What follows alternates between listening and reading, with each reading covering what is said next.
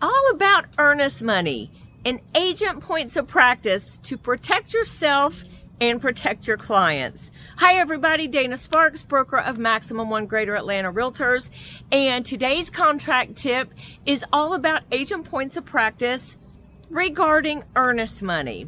So I have some notes here so that I don't miss anything, and comment below. I'd love to hear your additional tips on handling earnest money for the successful closing of a real estate contract. So let's start off with the first thing. The time frame in the GAR, Georgia Association of Realtors Purchase and Sale Agreement, and in the RE Forms Purchase and Sale Agreement, there is a time frame that a buyer and a seller negotiate for the buyer to remit or send the funds to the holder.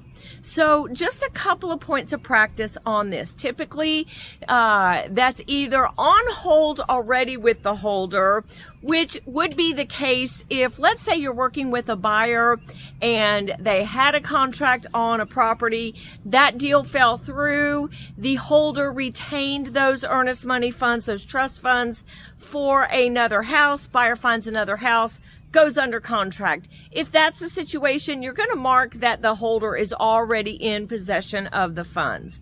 But more often than not, we see contracts where it has that the buyer is to remit the earnest money funds to the holder so many days from the binding agreement date.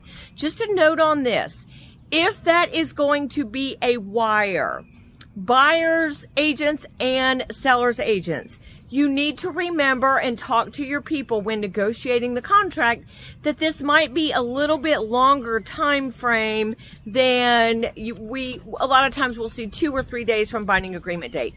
A wire is probably going to take a little bit longer. Why? Well, due to all the cyber fraud in the real estate industry, it is the emails that are getting hacked. And I know at Maximum One, we prohibit our staff and our agents from emailing wire instructions to the public, either on behalf of us if we're holding the earnest money, or even to be the messenger of a closing attorney. So typically, to get the wire instructions to the buyer for earnest money, you're going to have to hand deliver them, which a sub point of practice, agents, go ahead and print out the wire instructions from your broker so that when you meet a buyer, you can go ahead and hand them to avoid this type of delay. But either you're going to have to hand deliver them, or go by the office and get them, or the wire instructions can go in the U.S. mail, which that can take a while as well. Additionally, you're going to hear me say this a few times throughout this video, but it is so important. Both agents, the agent representing the buyer and the agent representing the seller, should follow up with the holder of the earnest money regarding the receipt of the funds and the deposit of the funds. I'll get a little bit more to that in a minute. Another point of practice. Agents, y'all need to check with the holder of the earnest money regarding their practices and policies regarding the form of the funds. In the 2025 GAR Purchase and Sale Agreement, it does say that the form of the funds must be in a form acceptable to the holder. Well, before you ever negotiate a contract, you're probably going to want to find out what those forms are. For example, will the holder take a personal check? If they do take a personal check, is it limited by a specific amount? If they do take a personal check, how long will they hold that personal check before being able to act upon it? 5 banking days, 7 banking days, 10 banking days. That can make a difference if a buyer terminates a contract under due diligence and wants to use that earnest money for another property. Well, if there's a hold on it, they can't use it. Or if there's a quick closing. So if it is a personal check, check with the holder on their policies. Additionally, does the holder look at a business check as a personal check or differently? Additionally, does the holder require certified funds? If so, what's the dollar amount on that? Or a wire. If, for example, it's over $10,000, many holders, both brokers and closing attorneys, require that to be in the form of a wire if it's over $10,000. So you need to find out the policies of the holder. Will the holder take an ACH transfer? What about Zelle, Cash App, PayPal? What is the holder's policy on those? Venmo. So you need to understand what the policies of the holder of the earnest money are going to be before a buyer and a seller negotiate that in a purchase and sale agreement. Cash. I'm just telling you right now, do not accept cash as earnest money. Cash, you can't track it. You could give a receipt, but it is very, very difficult to track cash, either by you as the agent or by the holder. It is just never a good idea to deal in cash when dealing with escrow deposits, trust funds, earnest money.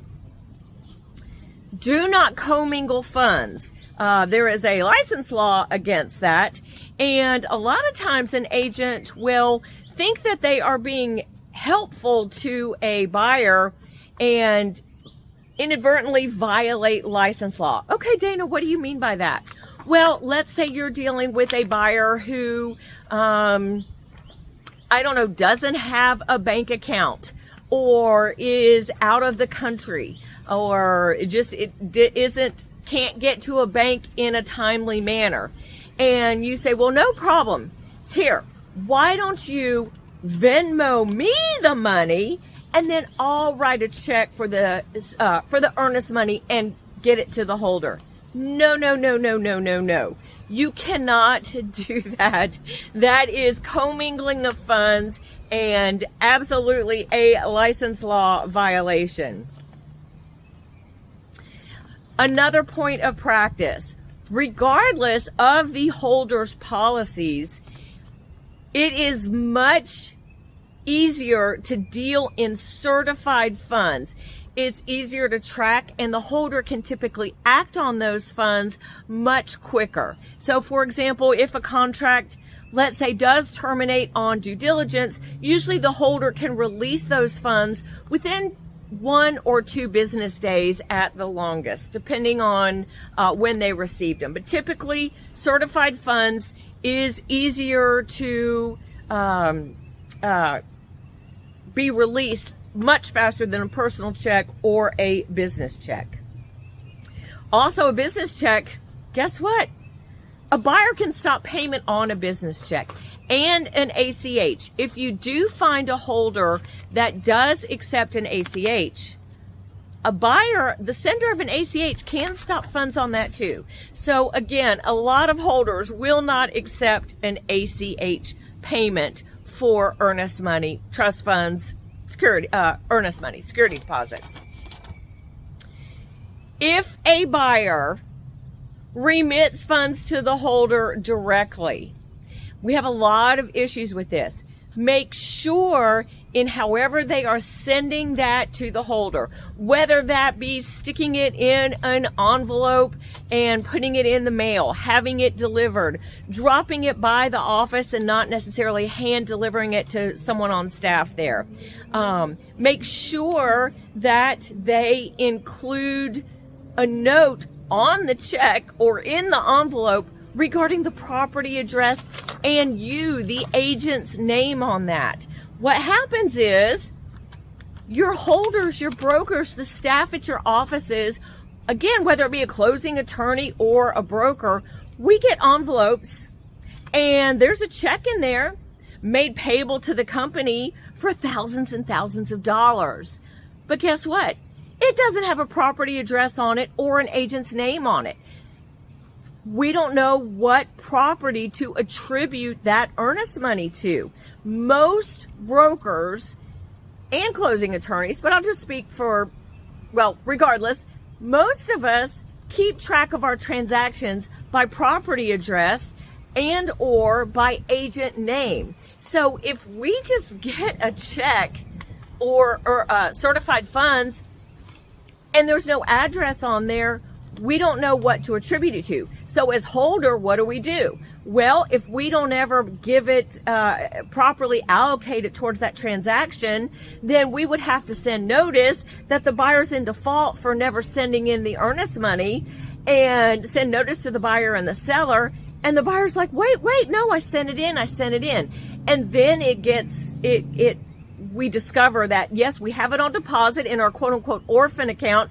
And now we have a property to attribute it to. And then we send notice that the buyer's cured the default. But nevertheless, doesn't necessarily make the seller feel all warm and cozy. It is both agents' responsibilities, whether you're on the buyer side or on the seller side, to check with the holder. Did you receive the funds? Did you deposit the funds? Did you receive the funds? Did you deposit the funds? Why? Well, if you're working with a buyer, you want to make sure they comply with the contract, and you want to make sure that they put in their good faith money. If you're a seller, if you're representing a seller, if the buyer defaults, that money is potentially liquidated damages for the seller. So everybody has a potential claim to those funds depending upon what happens.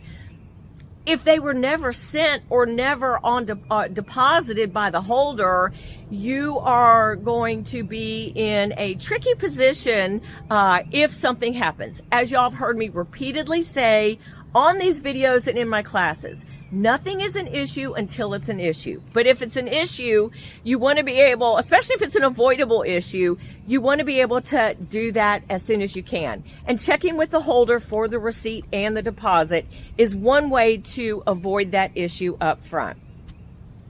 If the holder did not get the earnest money, again, check with the buyer. Did you send it? How did you send it? When did you send it? Where did you send it to? What address did you use? Did you what name did you put on the envelope? A lot of times we'll have a buyer that will send the earnest money to the holder, to the broker, and they'll, on the check or on the funds, or in the envelope, they'll put a note and they will reference the correct property. However, on the envelope, they mail it to the agent. Well, guess what? As staff, we don't open y'all's mail. We stick it in the mailbox for you to come pick up. So we never knew there was an earnest money check in there because it wasn't addressed to us. So follow up with the buyer. And if you're working with the buyer, you need to instruct them how to remit the earnest money to the holder if you are not, in fact, the one delivering those funds. Again, you need to make sure that the staff at a broker's office or a closing attorney's office knows what the funds are for and what to do with them when they do receive them.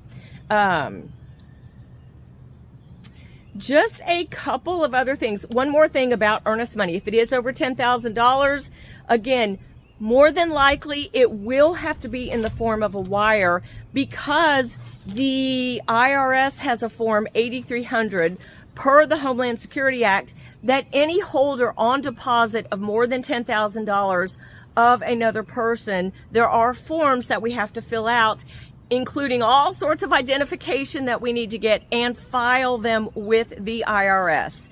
So again, if we don't have to do that, if it is in the form of a wire. And just a couple of other points. Earnest money is not the consideration of a contract. So it is not required that earnest money be part of a binding contract. However, if it is addressed in a contract, then it is a contractual issue that the buyers and the sellers must, and the holder, have to look out regarding what the parties agreed to regarding the handling of the earnest money. Additionally, for the earnest money to be released upon termination, couple of other points for y'all to keep in mind. License law requires a broker has a separate written agreement, separate from the contract that directed us to hold those funds. in order to release those funds. So what is that? That's if a property terminates, we need the release agreement signed by the buyer and the seller in order to release those funds to whomever the buyer and the seller agree get the money back. If we don't have both buyer and seller signatures, the contract calls for how to resolve that issue and whom the holder is to, how the holder can disperse the earnest money. One is by doing what we refer to as the 10-day letter, where we get to interpret the contract, find out what happened, why it terminated, on a contingency that has not yet expired, or did one of the parties default, and make a decision as to who gets the earnest money, write a notice to the parties, and then we have to wait at least 10 days before dispersing the money. Or we could send it to court and let a judge make that decision. Or if we get a court order or an order from an arbitrator, we can disperse it that way. Couple of things there. If the closing attorney is the holder of the earnest money, number one, a closing attorney doesn't sign your purchase and sale agreement, is not a party to the contract. You need to make sure that the closing attorney is signing the proper documentation, agreeing to be the holder of the earnest money and fulfill all the responsibilities that you tell the buyer and the seller, the protection of the earnest money and what the holder is going to do, including making the deposit and dispersing it appropriately. The second thing is just a key to remember. If the closing attorney is the holder of the earnest money and it is an all-cash transaction, the transaction terminates and there's a dispute over the release of those funds. The closing attorney in the GAR contract, by virtue of the F511 agreement, closing attorney's agreement to be holder of earnest money, the closing attorney in a cash transaction, when there is a dispute, cannot do the 10-day letter. They cannot do the contract interpretation. They have to send it to court as an interpleader action and let a judge decide. So the buyer and the seller are automatically involved in a lawsuit unless they can come to some agreement between themselves. And my last tip is, if the holder of the earnest money does have to do a 10-day letter and interpret the contract, sometimes those areas can be a little bit tricky and it's not necessarily a cut and dried issue. As the holder of the earnest money, I have to handle that earnest money in total as I received it. I cannot split those funds. Now, a buyer and a seller, they can determine to divvy up that money between themselves. If they choose to do that, then the holder will just need it in writing with signatures how the buyer and the seller choose to divide up the earnest money. So comment below. I'd love to hear some of your stories on best practices for handling earnest money and any issues that you've had so that we can all learn and avoid those issues. Thank you all so much for watching. Dana Sparks, broker of Maximum One Greater Atlanta Realtors, satisfying your needs with service, innovation, and education. Bye. If you like that video, check out the one here. If you like the content on this entire channel, please click here to subscribe. I try to take even the most complicated of real estate situations and make them crystal clear. See what I did there? Real estate made crystal clear. Thank you guys so much for watching.